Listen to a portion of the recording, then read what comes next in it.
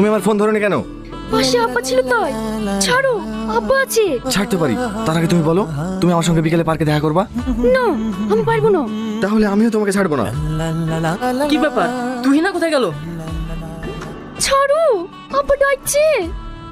Uncle Tuhina phone আছে। তুমি পাগল? হ্যাঁ আমি পাগল, শুধু তোমার জন্য। প্লিজ এখন ছাড়ো, আব্বা ডাকছে। তাহলে বলো আমার সঙ্গে দেখা করবে? আমি কিভাবে পার্কে যাব? বাড়ি থেকে তোমাকে একা বেরোতেই দেয় না। ঠিক আছে, আজ রাতে তোমার বাড়িতেই আমি দেখা করছি। কি? তুহিনা, হ্যাঁ আব্বা, আসছি।